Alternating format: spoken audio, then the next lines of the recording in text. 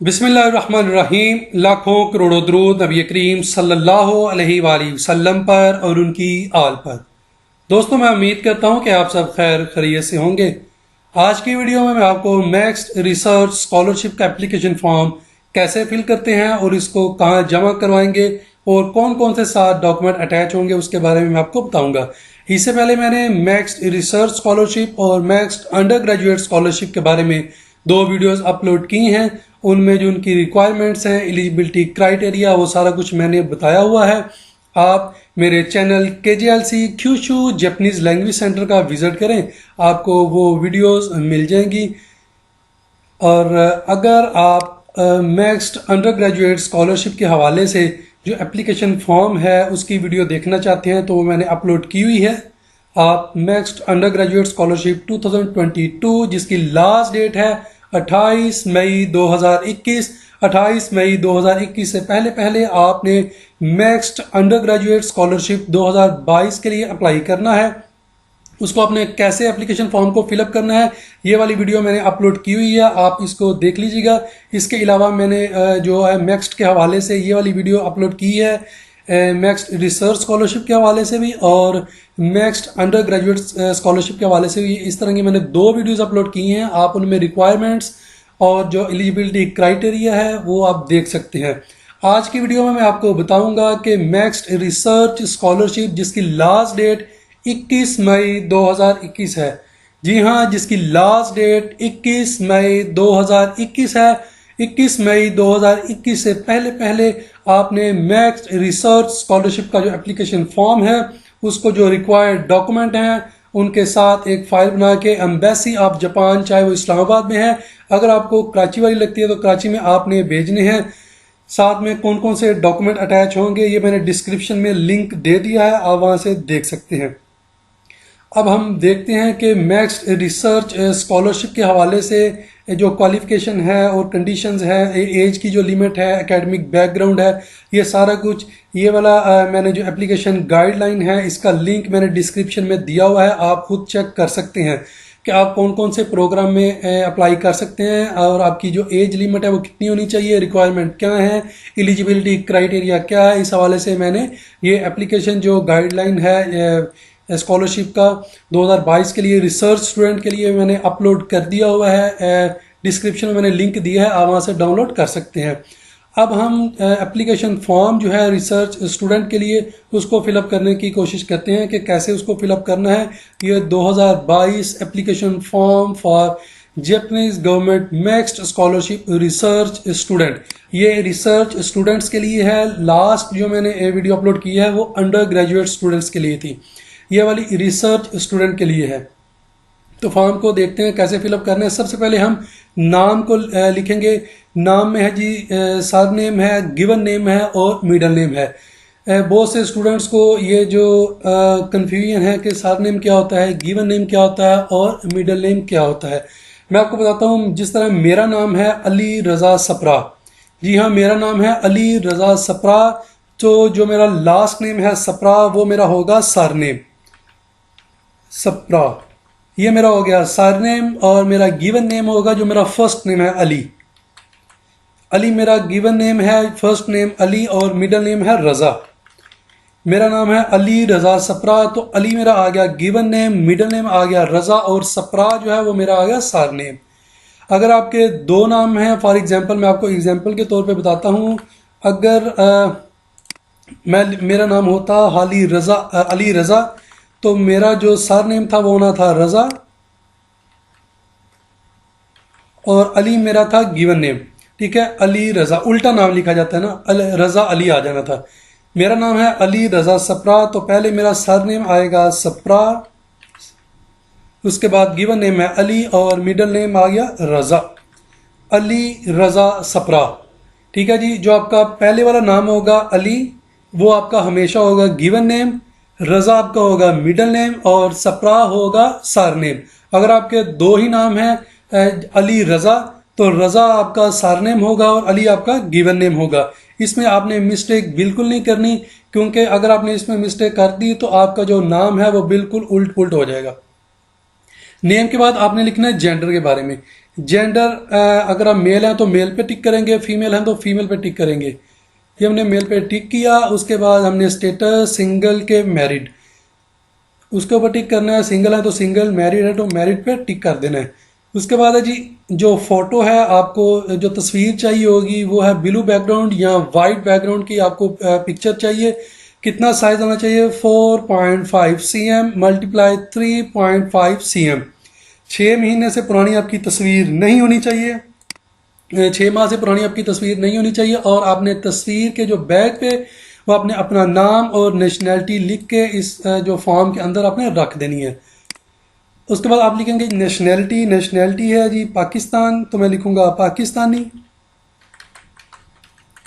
आपने जो capital letters हैं उनमें, जो ब्लॉक लेटर्स हैं उनमें आपने ये लिखना है, जिसको आप कहते हैं बड़े लेटर्स में आपने लिखना है, छोटे लेटर्स में आपने नहीं लिखना। बड़ी एबीसी में आपने लिखना है ये नाम और सारा फॉर्म आपने जो ब्लॉक लेटर्स हैं या कैपिटल लेटर्स हैं उनमें फिल करना है। नेशनैलिटी हमने लिख दी पाकिस्तानी। पाकिस्तानी के बाद आएगा अगर तो आप जैपनीज नेशनल हैं तो यहाँ पे यस को टिक करेंगे, और आपके पास अगर एजुकेशन है, परमानेंट रेजिडेंसी है या लॉन्ग टर्म वो आपके पास स्टे है तो आप फिर यहाँ पे वो लिख देंगे कि आपकी जो रेजिडेंसी वो कब ख़त्म हो रही है। यहाँ पे आप ईयर का लिखेंगे, यहाँ पे मंथ का लिखेंगे। अगर आप जापानीज नेशनल नहीं है या आपके पास जो है वो लॉन्ग टर्म रेजिडेंसी या शॉर्ट टर्म रेजिडेंसी या परमानेंट रेजिडेंसी जिसको एजुकेशन कहते हैं, अगर वो नहीं है तो आपने नो पे क्लिक करना है। अगर आपके पास पाकिस्तानी नेशनलिटी है तो आपने सिर्फ जो जापानीज नेशनलिटी आपके पास नहीं है आपने नो पे टिक कर दिया। उसके बाद date of birth. Date of birth जो है वो आप जो applicant must have been born on और बिफोर 2 अप्रैल 1987।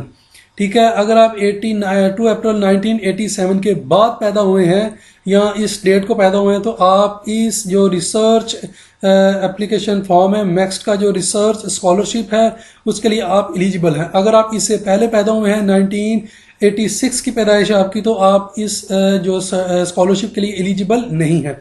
मैं यहाँ पे एग्जाम्पल के तौर पे डेट ऑफ बर्थ लिख रहा हूँ, ये मेरी ओरिजिनल डेट ऑफ बर्थ नहीं है। आपने अपनी ओरिजिनल डेट ऑफ बर्थ लिखनी है। मैं अपनी for example date of birth लिखता हूँ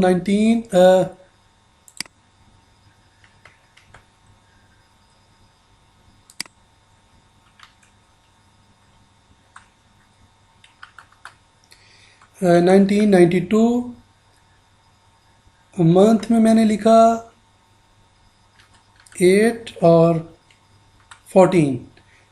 और फॉर एग्जांपल ये मेरी एज बनती है राउंड अबाउट 28 to 29, मैं लिख देता हूँ 29।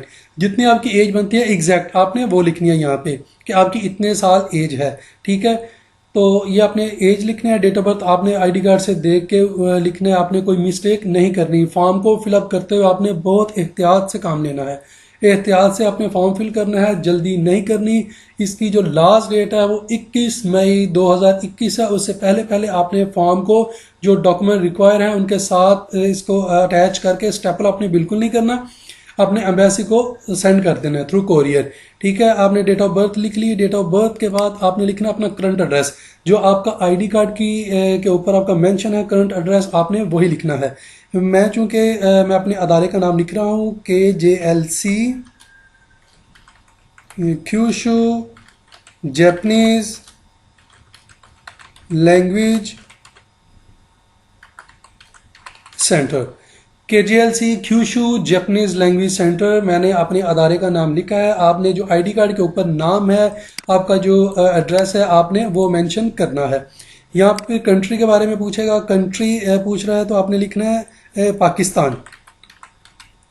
ठीक है, और if you are currently resided in Japan what is your current visa status. अगर तो आप जापान में रह रहे हैं और पाकिस्तानी हैं तो आप नेक्स्ट स्कॉलरशिप के लिए अप्लाई करना चाहते हैं, तो आपको फिर अगर आप एप्लीकेशन फॉर्म फिल कर रहे हैं तो आपको यहाँ पे जो आपका जापान का करंट स्टेटस है रेजिडेंस वो आप लिखेंगे। फॉर एग्जांपल आप जापान में रह रहे हैं, आपके पास परमानेंट रेजिडेंसी है या लॉन्ग टर्म रेजिडेंसी है या आपके पास वर्क वीज़ा है, बिजनेस वीज़ा है, फैमिली वीज़ा है या आपके पास क्या स्टूडेंट वीज़ा है, तो आप यहाँ पे वो मेंशन करेंगे। ठीक है, जो भी वीज़ा है, फॉर एग्जांपल आपके पास यहाँ पे है वर्क वीज़ा तो आप लिख देंगे वर्क वीज़ा। اگر ہے تو آپ لکھ دیں گے، ادروائز آپ یہاں پہ کچھ نہیں لکھیں گے، آپ اس کو بلینک چھوڑ دیں گے، یا آپ اس پہ ناٹ الاؤڈ بھی لکھ سکتے ہیں، ٹھیک ہے جی. تو بہتر یہ آپ اس کو بلینک چھوڑ دیں. اس کے بعد وہ کہتے ہیں جی آپ یہ بتائیں کہ your address before departure for Japan, ٹھیک ہے، آپ کا کون ایڈریس جو ہے وہ جاپان جانے سے پہلے اپنا جو آپ کا ایڈریس ہے وہ لکھیں، کیونکہ آپ تو فرسٹ ٹائم جاپان جا رہے ہیں، اس سے پہلے آپ نہیں گئے، تو اسی لیے جو ایڈریس آپ نے کرنٹ ایڈریس ادھر مینشن کیا ہوگا وہی آپ کا اس ٹائم پہ وہی ایڈریس ہوگا، تو آپ یہاں پہ سیم ایز ابو پہ کلک کر دیں گے، ٹھیک ہے. اگر تو آپ کا کوئی اور ایڈریس ہے تو آپ وہ یہاں پہ مینشن کر دیں گے اور یہاں پہ کنٹری کا نام مینشن کر دیں گے. لیکن آپ اس ٹائم پاکستان میں ہی ہیں تو آپ نے جو کرنٹ ایڈریس ہے وہی آپ کا جو ہے وہ ایڈریس ہوگا، تو آپ نے اس پہ سیم ایز ابو پہ ٹک کر دینا ہے. اس کے بعد وہ آپ سے پوچھ رہے ہیں کہ جو آپ کا جو کرنٹ ایڈریس ہے یہ کیا نام ہے، before departure for Japan is out side your home country, do you understand that N air line ticket to Japan will not be provided. اگر آپ جاپان سے باہر ہیں اس ٹائم، پاکستان سے یعنی کہ باہر ہیں جاپان جانے سے پہلے، آپ پاکستان میں موجود نہیں ہیں، تو آپ کو ایئر لائن ٹکٹ نہیں دی جائے گی. تو کیا یہ آپ کو اس کا پتہ ہے، آپ اس کو انڈرسٹینڈ کرتے ہیں؟ تو ہم کہتے ہیں یس، جی ہاں بالکل. جو ہے ریسرچ جو میں نے انڈر گریجویٹ اسکالرشپ کے فارم کے اندر وہ بائی مسٹیک نو پہ ٹک کر دیا ہے، تو آپ سے گزارش ہے کہ وہ نو نہیں، آپ نے یس پہ ٹک کرنا ہے. اس کے بعد آپ نے لکھنا ہے name of Japanese diplomatic office where you will apply for visa ایشوینس، ٹھیک ہے. جو آپ کو آفس سوٹ کرتا ہے اور اس کا جو آپ نے لکھنا ہے جو آپ کو ویزا ایشو کرے گا، جہاں پہ آپ ویزا اپلائی کریں گے، ٹھیک ہے. تو اب مجھے جو ہے وہ اسلام آباد ایمبیسی لگتی ہے، تو میں لکھوں گا یہاں پہ ایمبیسی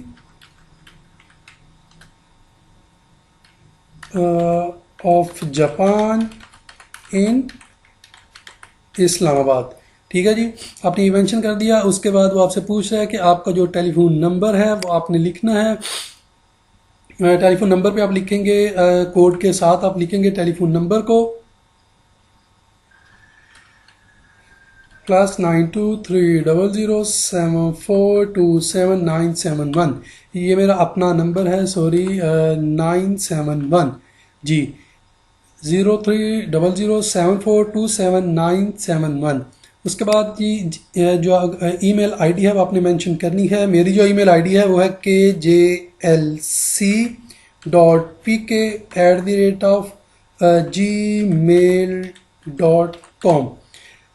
آپ نے اپنی جو آئی ڈی ہے وہ یہاں پہ مینشن کرنی ہے. اگر آپ کی جو جی میل آئی ڈی نہیں ہے یا کوئی بھی آپ کی ای میل آئی ڈی نہیں ہے تو آپ فوراً سے پہلے وہ ای میل آئی ڈی بنا لیں، کیونکہ آپ کو اس کے اوپر میل آئے گی آپ کے ویزا کے بارے میں، آپ کا جو اپلیکیشن فارم ہے جو اسٹیٹس ہے اس کے بارے میں آپ کو میل وہ کریں گے.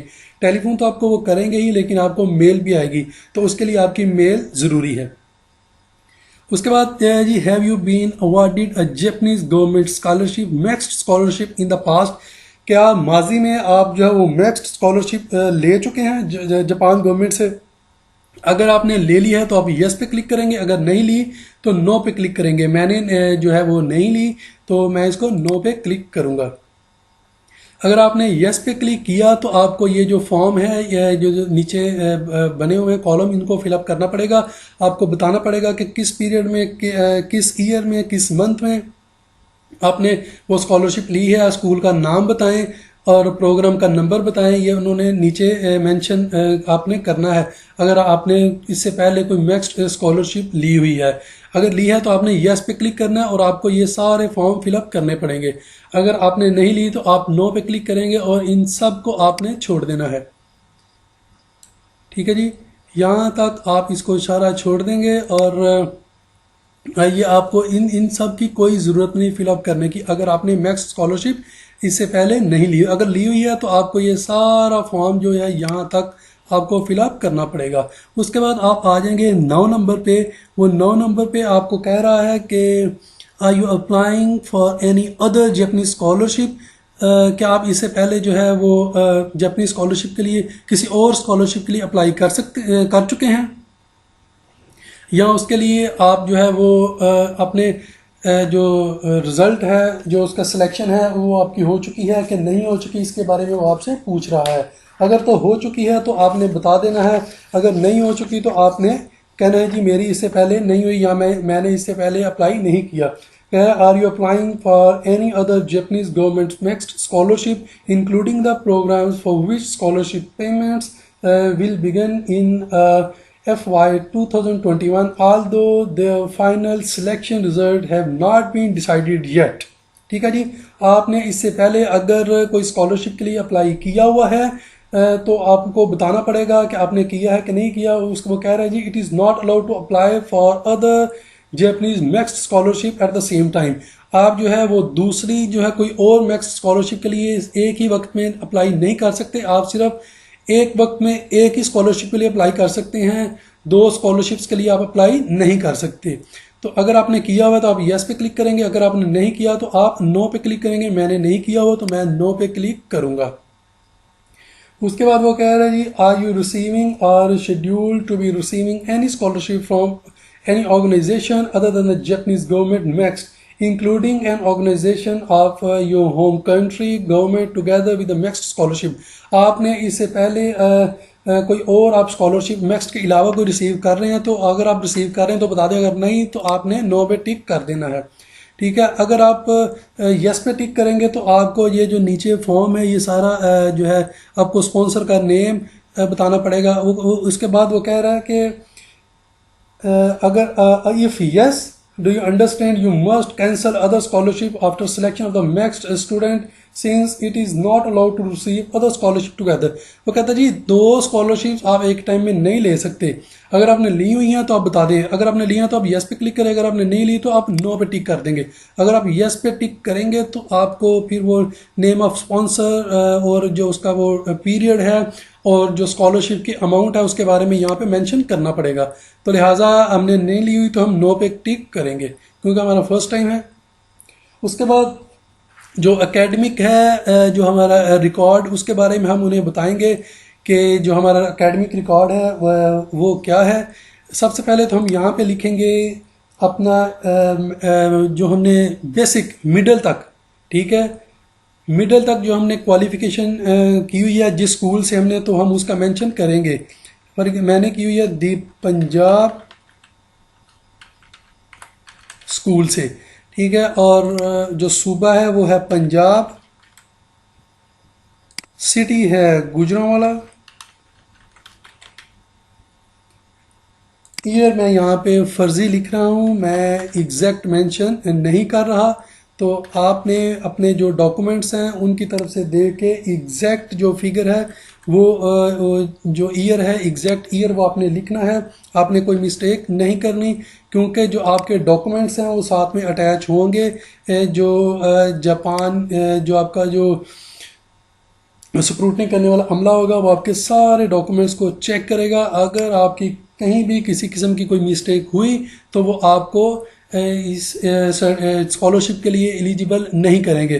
آپ نے بہت دھیان سے اور اچھے طریقے سے سارے ڈاکومنٹس دیکھ کے سامنے رکھ کے ایک جو ڈیٹس ہیں، اپنی ڈیٹ آف برتھ ہے، اپنے اسکول کا نام، اپنے جو جس ٹائم میں آپ نے گریجویشن کی، ان سب ڈیٹس کو آپ نے اچھے طریقے سے کرنا ہے. اس سے پہلے یہ ہے کہ آپ ایک دفعہ فارم کو ڈاؤن لوڈ کر لیں، اسے اچھے طریقے سے پڑھیں اور اس کو فل اپ کریں، دوبارہ اس کو پڑھیں. اگر کوئی مسٹیک ہوتی ہے تو آپ اس کو ٹھیک کر سکتے ہیں. اس کو ٹھیک کرنے کے بعد جب آپ فائنل کر دیں تو پھر اس کو آپ یہاں پہ کمپیوٹرائز اس کو فل اپ کر سکتے ہیں. یہ میں نے جو ہے وہ اپنا فرسٹ کلاس سے لے کے 8 کلاس تک میں نے یہاں پہ پرائمری ایجوکیشن میں لکھنا ہے وہ میں نے لکھ دیا ہے. اس کے بعد میں نے مینشن کیا اپنا جو میٹرک کا ہے کہ میں نے 9 10 کہاں سے کی. اگر آپ نے اے لیول او لیول کیا تو آپ نے اس کا مینشن کرنا ہے.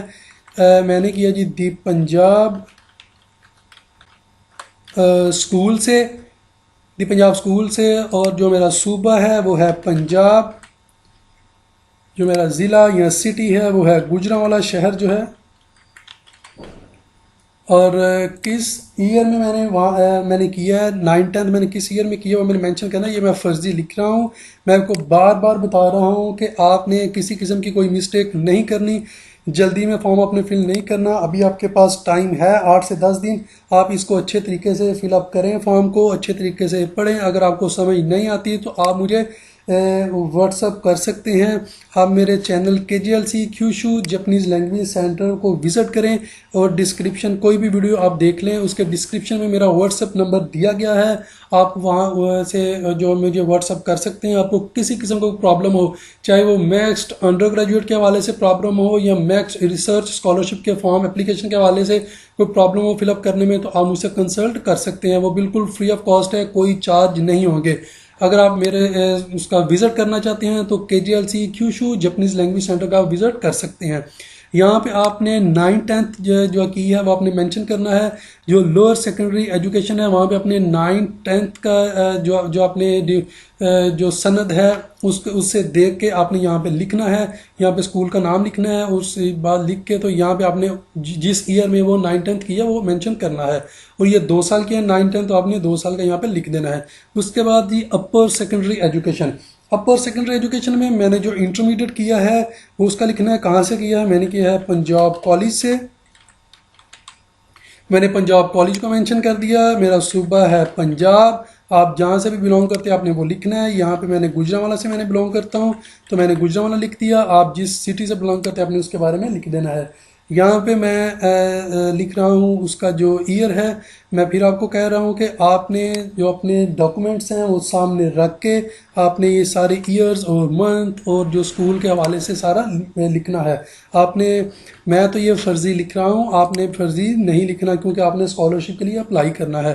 اور جو انٹرمیڈیٹ کے ہمارے 2 سال یہاں پہ ہوتا ہے, 11 یعنی کہ فرسٹ ایئر اور سیکنڈ ایئر 2 سال, تو یہ میں نے 2 سال کا جو ہمارا وہ میں نے لکھ دیا. اگر آپ نے او لیول کیا تو آپ نے یہاں پہ اس کو مینشن کریں گے.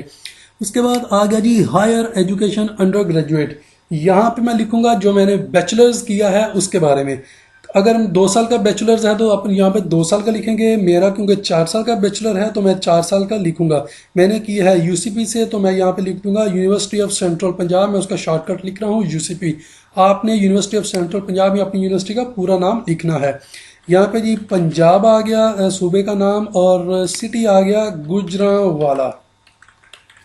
گوجرانوالہ کے حوالے سے میں نے یہاں پہ مینشن کر دیا. اس کے بعد یہاں پہ جی 2014 آپ اپنے ڈاکومنٹ سے دیکھ کے یہاں پہ لکھیں گے, اور 2018 4 سال کا میں نے کیا ہے UCP سے, تو میں یہاں پہ لکھ دوں گا 4 سال کا. ٹھیک ہے. اس کے بعد جی جو میرا منتھ ہے وہ یہاں پہ اپنے منتھ کے حوالے سے لکھنا ہے. اور یہاں پہ ایئرز کتنے, اگر آپ نے 2 سال کا بیچلر کیا تو یہاں پہ 2 سال لکھیں گے. میں نے کیونکہ 4 سال کا کیا تو میں یہاں پہ 4 ایئر کا لکھ دیا ہے. ٹھیک ہے. اگر آپ نے 2 سال کا کیا تو یہاں پہ 2 سال کا, اور یہاں پہ آپ ماسٹرز کے حوالے سے 2 سال کا پھر یہاں پہ لکھیں گے 2 سال کا.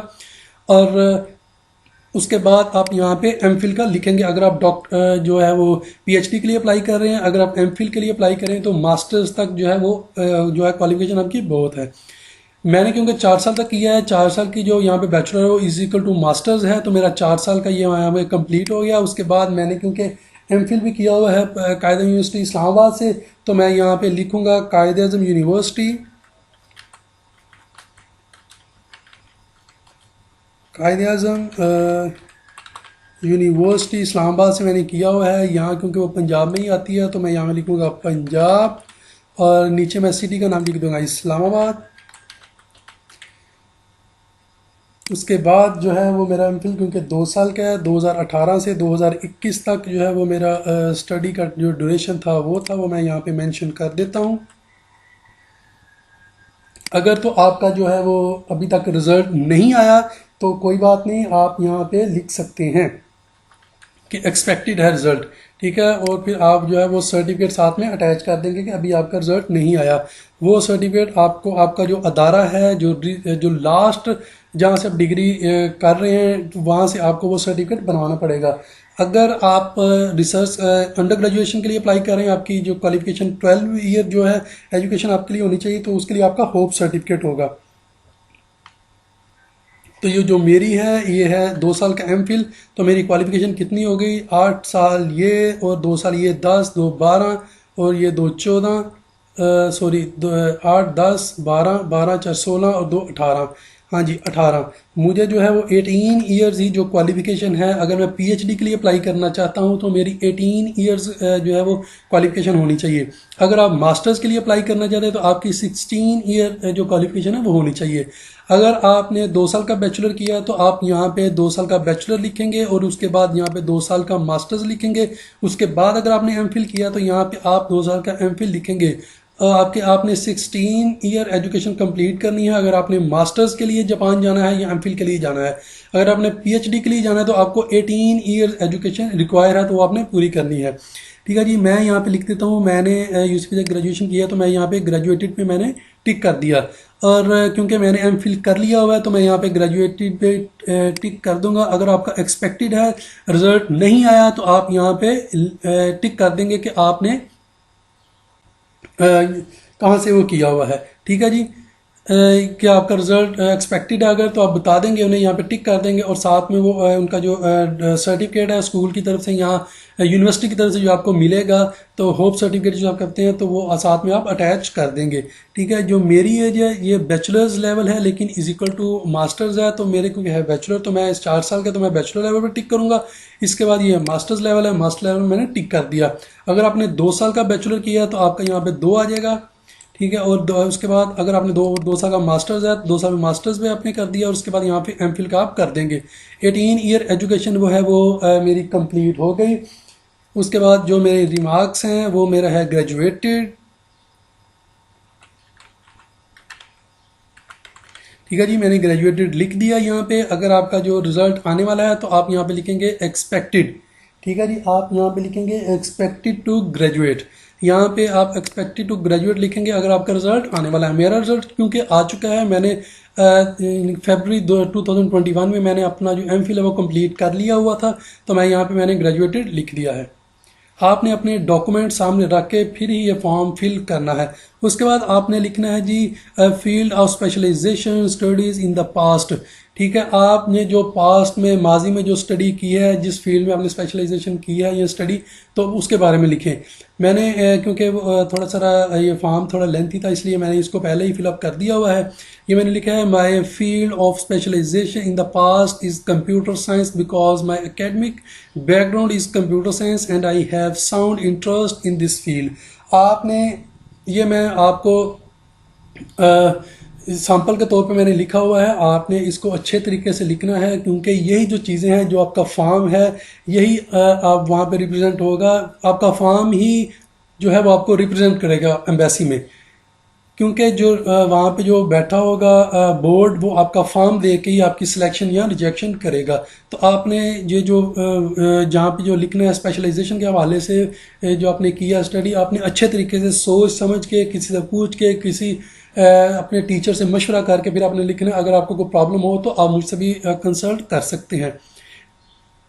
اس کے بعد جی have you ever written a thesis. اگر آپ نے کوئی تھیسس لکھا ہے تو آپ یس پہ ٹک کریں گے، اگر نہیں لکھا تو نو پہ ٹک کریں گے.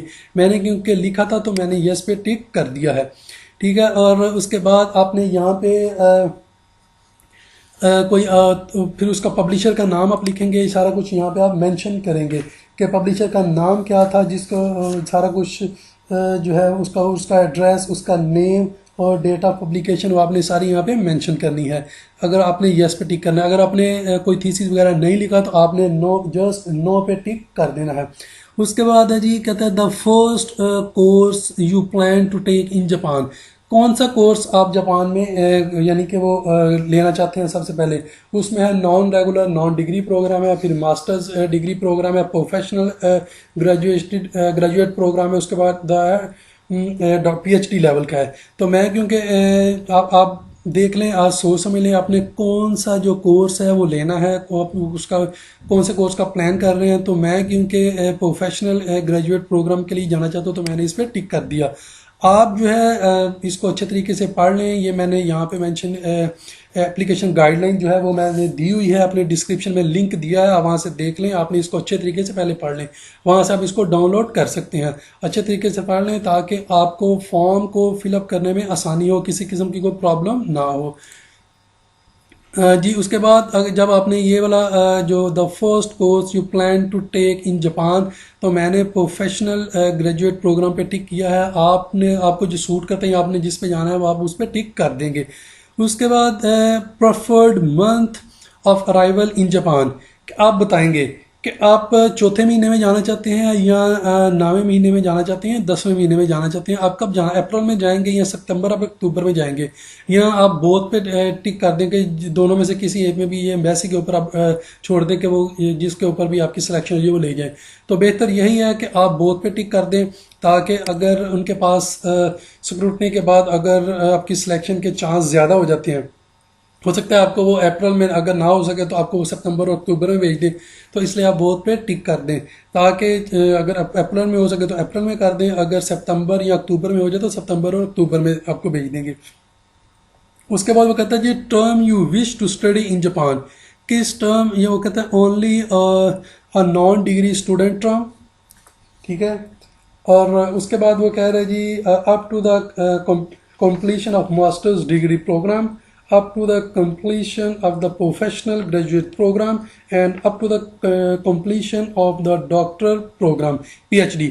میں کیونکہ وہاں پہ جو ہے پی ایچ ڈی کے لیے جا رہا ہوں، تو میں نے، اگر آپ ایم فل یا ماسٹرز کے لیے جا رہے ہیں تو آپ نے اپنا پلان مینشن کر دینا کہ میں وہ ڈگری کمپلیٹ کر کے آ جاؤں گا، یا اس کے بعد میں نے ماسٹرز کے لیے تو میں وہاں پہ ایم فل کروں گا، اگر ایم فل ہے تو میں وہاں پہ پی ایچ ڈی کروں گا. تو میں نے کیونکہ اپنی وہ ڈگری جو ہے وہ کمپلیٹ کرنی ہے، تو میں نے یہاں پہ up to the completion of the doctoral programme پہ میں نے ٹک کر دیا ہے. اس کے بعد وہ کہہ رہے do you currently have a job. ٹھیک ہے. اگر آپ کے پاس جاب ہے تو آپ یس پہ کلک کریں گے اور آرگنائزیشن کا نام لکھیں گے. اس کے بعد جو ہے اس کی لوکیشن اور آرگنائزیشن کا نام آپ کو یہاں پہ مینشن کرنا پڑے گا. پیریڈ آف امپلائمنٹ کب سے کب تک آپ نے کی، پوزیشن آپ کی کیا تھی، آپ وہاں پہ ڈائریکٹر تھے، کیا تھے، امپلائی تھے، کیا تھے، اکاؤنٹنٹ تھے، جو بھی تھے، ٹائپ آف ورک کیا تھا، آفس ورک تھا کہ آپ کا فیلڈ میں ورک تھا، آپ نے وہ مینشن کرنا ہے. اگر آپ 2 جابس کرتے تھے تو آپ نے یہاں پہ مینشن کرنا ہے پہلے آپ نے یہ جاب کی، اس کے بعد آپ نے یہ جاب کی، یہ ساری آپ نے یہاں پہ مینشن کرنا ہے. اگر آپ نے یس پہ ٹک کیا، ہائی پہ ٹک کیا، اگر کیونکہ میں نے تو کوئی جاب نہیں کی تو میں اس پہ نو پہ کلک کروں گا. ٹھیک ہے. اگر میں یس پہ کلک کرتا ہوں تو مجھے سارا فل کرنا پڑے گا، name of organization, name and location of organization, period of employment, position and type of work. اس کے بعد جی یہ جو چیزیں ہیں بہت امپورٹنٹ ہیں، آپ نے ان کو اگنور نہیں کرنا، کیونکہ یہ جو لکھنے والی ہیں ایک یہ 20ویں نمبر پہ یہ جو چیز ہے، اور جو دوسرا کالم ہے یہ آپ کا 12 نمبر پہ جو کالم ہے یہ بہت امپورٹنٹ ہے آپ نے اس کو بڑے اچھے طریقے سے، بڑے غور سے، بڑی تسلی سے مشورہ کر کے، کسی سینئر سے، اپنے اچھے سے سینئر ٹیچر سے اپنے مشورہ کر کے یہ جو کالم ہے یہ فل کرنے ہیں.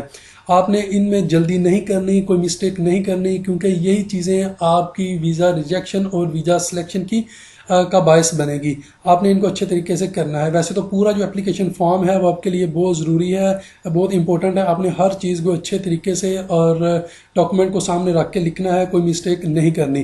اچھا جی. اس کے بعد وہ کہہ رہے ہیں کہ آپ اپنا موٹیو بتائیں گے.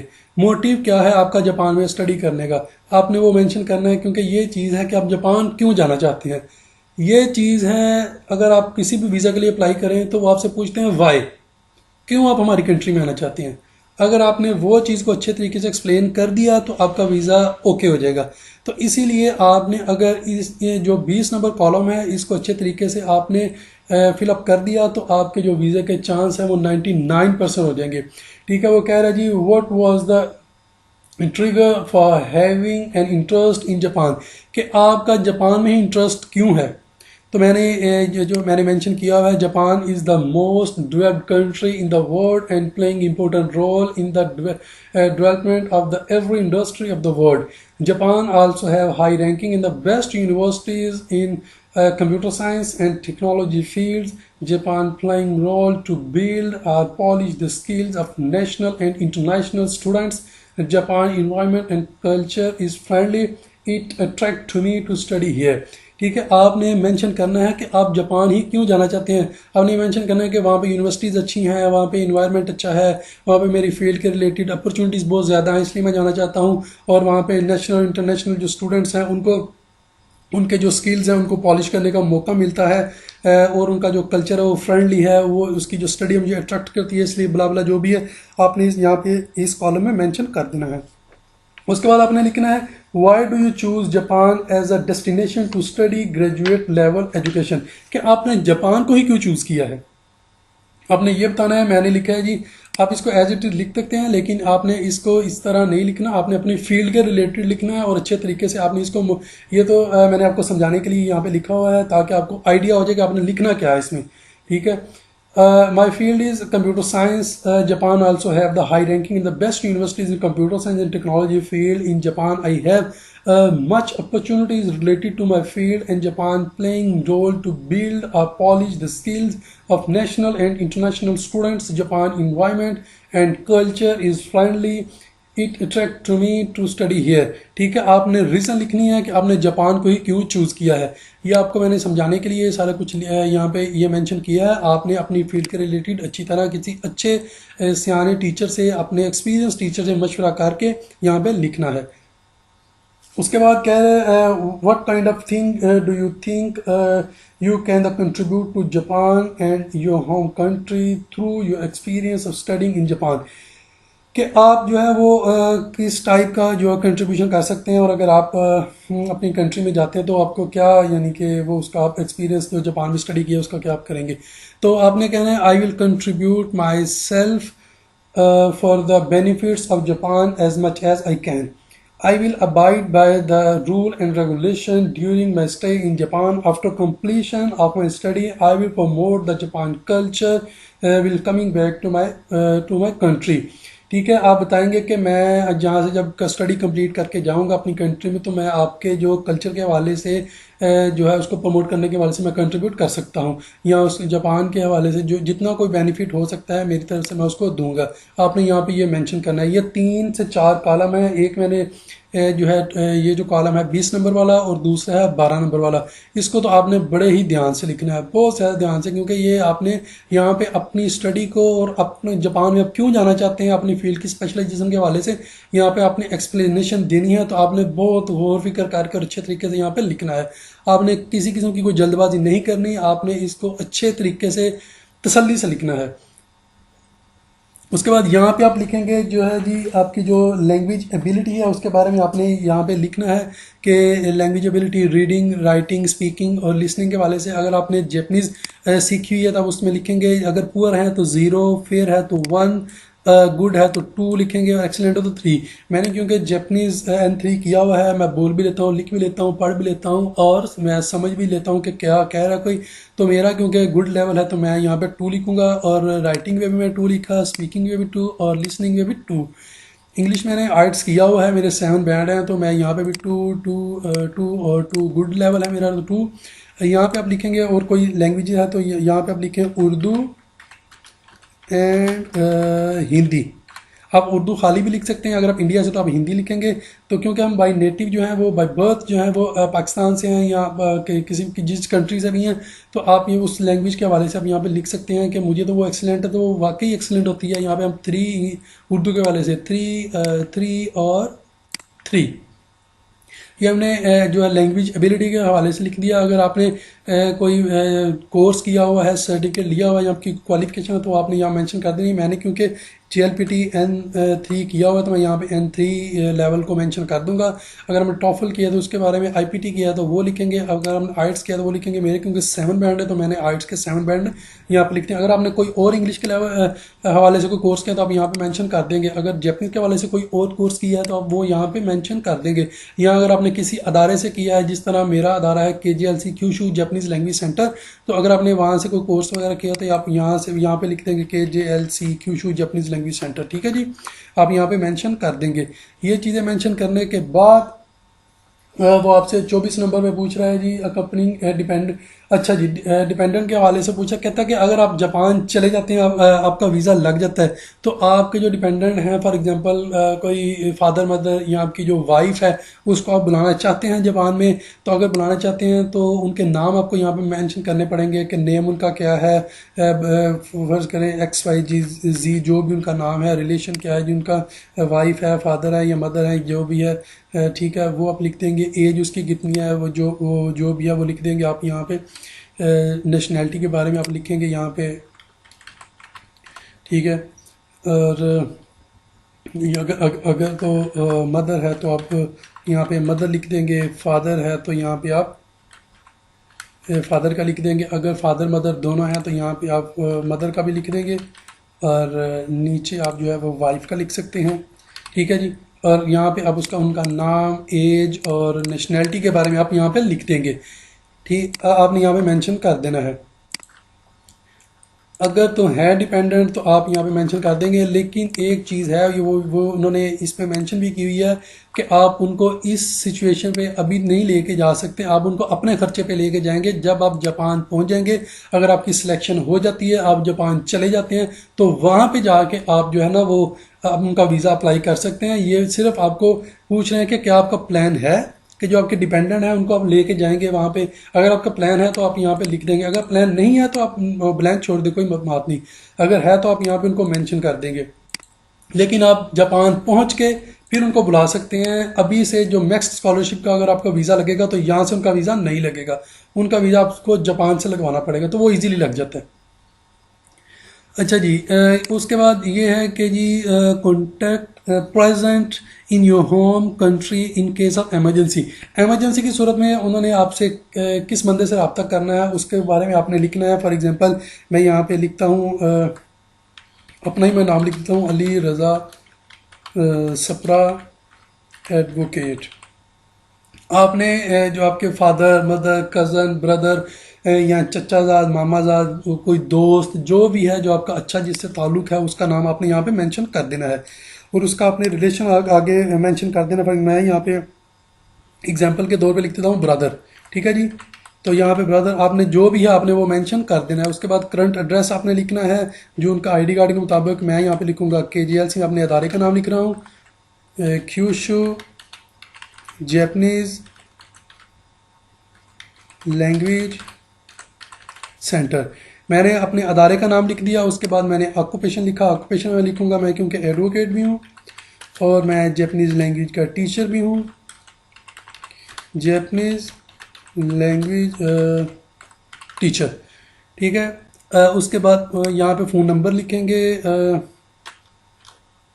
+923007427971 ٹیلی فون نمبر میں نے اپنا مینشن کر دیا۔ اس کے بعد میں نے اپنا یہاں پہ ای میل آئی ڈی kglc.pk@gmail.com، ٹھیک ہے جی، وہ میں نے مینشن کر دیا۔ اور آپ نے جو بھی ان کا ہے آپ نے ان کا نام لکھنا ہے، یہاں پہ ریلیشن لکھنا ہے جن سے ایمرجنسی میں رابطہ ہو سکے، ان کا ایڈریس، یہاں پہ ان کا آکوپیشن، اور یہاں پہ ان کا ٹیلی فون نمبر اور ای میل آئی ڈی۔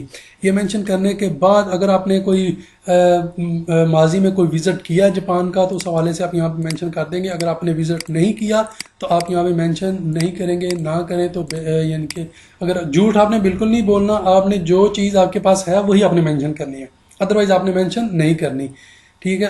اور یہ چیز ہے، اس کے بعد یہ لکھا ہوا ہے کہ آپ نے تمام جو ہے ٹرم اینڈ کنڈیشنز کو ان کو ایکسیپٹ کر لیا ہوا ہے۔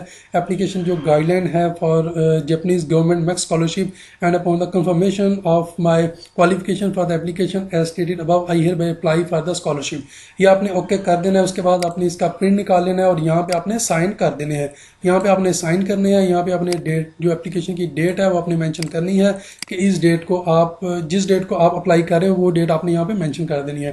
یہ اپلیکیشن فارم ہے کمپلیٹ، آپ نے اس کو پڑھ لیں ایک دفعہ دوبارہ سے، اس کو دیکھ لیں، سر نیم گیون نیم اور میڈل نیم کے بارے میں آپ کو بتایا ہے۔ میرا نام علی رضا سپرا ہے، تو جو آپ کا لاسٹ نیم ہوگا وہ آپ کا سر نیم ہوگا، میڈل نیم جو دو نام کے درمیان میں ہوگا وہ رضا میرا کیونکہ آ رہا ہے علی رضا سپرا، تو رضا میرا میڈل نیم اور علی میرا فرسٹ نیم، علی گیون نیم ہے وہ درمیان ادھر آئے گا، اور سر نیم سپرا اور رضا، ٹھیک ہے۔ یہ سارا میں نے لکھا ہے، آپ نے اس کو اچھی طرح سے پڑھ لینا ہے، اس کو اچھی طرح سے سمجھ لیں، اور آپ نے جو اپنے جو اکیڈمک ریکارڈ ہے جو اس کو اچھے طریقے سے آپ نے فل اپ کرنا ہے. اپنے یہاں پہ پرائمری ایجوکیشن میں آپ نے مڈل تک، فرسٹ سے لے کے مڈل تک، اور لوور سیکنڈری ایجوکیشن میں آپ نے 9th کا، اپر سیکنڈری ایجوکیشن میں آپ نے جو آپ کا انٹرمیڈیٹ کا لکھنا ہے، اور یہاں پہ آپ نے ہائر ایجوکیشن انڈر گریجویٹ میں لکھنا ہے آپ نے بیچلرز کا. اگر آپ کا 2 سال کا تو وہ لکھ دیں، اگر آپ کا 4 سال کا تو وہ لکھ دیں. یہاں پہ آپ نے لکھنا ہے ہائر ایجوکیشن گریجویٹ کا، آپ نے یہاں پہ لکھنا ہے. اگر آپ نے ماسٹرز کیا تو یہاں پہ 2 سال کا کیا تو وہ لکھ دیں. اگر ہم ایم فل کیا تو وہ یہاں پہ وہ لکھیں گے. اگر نے 2 سال کا ماسٹرز کیا تو وہ یہاں پہ لکھنے کے بعد یہاں پہ آپ ایم فل کا لکھیں گے. اس کے بعد گریجویٹ یہاں پہ لکھیں گے. یہ آپ کا کالم بہت ضروری ہے، آپ نے اس کو اچھے طریقے سے فل اپ کرنا ہے. باقی تمام کالم بہت ضروری ہے آپ نے کرنے ہیں، لیکن یہ 12 نمبر اور 20 نمبر کالم بہت ضروری ہے. آپ نے اچھے طریقے سے اس کو فل اپ کرنا ہے اور کسی سے مشورہ کر کے ان کو آپ نے فل اپ کرنا ہے. باقی یہ تمام فارم ہے، اس کو آپ دیکھیں سمجھیں اچھے طریقے سے. یہ میں فارم جو ہے وہ ڈسکرپشن میں لنک اس کا دے دوں گا، ایز اٹ از اس کو مینشن کر دوں گا. آپ وہاں سے ڈاؤن لوڈ کر کے اچھے طریقے سے اس کو دیکھ سکتے ہیں. اس کے ریلیٹڈ آپ کو اپلیکیشن فارم کے ریلیٹڈ یا جیپنیز لینگویج کے ریلیٹڈ، جاپان کے student visa, study visa, business visa, scholarship کے حوالے سے آپ کو کسی قسم کا کوئی پرابلم ہو تو آپ میرے YouTube channel KJLC کیوشو Japanese language centre کا وزٹ کریں، اور کمنٹ باکس میں آپ کمنٹ کر سکتے ہیں مجھے ویڈیو کے، اور ڈسکرپشن میں میرا واٹس ایپ نمبر دیا گیا، آپ اس پہ واٹس ایپ کر سکتے ہیں. میرے چینل کو لازمی سبسکرائب کریں، اور میرے چینل کو سبسکرائب کرنا نہ بھولیں. مجھے دعا میں لازمی یاد رکھیں. اپنے لیے بھی دعا کریں، میرے لیے بھی دعا کریں. رمضان کا مہینہ چل رہا ہے، دعا کریں اللہ تعالیٰ کرونا کی وبا سے پوری دنیا کو، پاکستان کو محفوظ رکھے، اور اس کرونا کی وبا کا خاتمہ جلد از جلد کریں. اسی کے ساتھ علی رضا سپرا کو اجازت دیں. ہمیشہ خوش رہیں، اور میرے channel KJLC کیوشو Japanese language centre کو سبسکرائب کرنا نہ بھولیں، تاکہ آپ کو جاپان کے work visa, visit visa, business visa, scholarships اور جاپنیز لینگویج کے ریلیٹڈ تمام ویڈیوز اور اپڈیٹ ملتی رہیں. مجھے اجازت دیں. اللہ حافظ.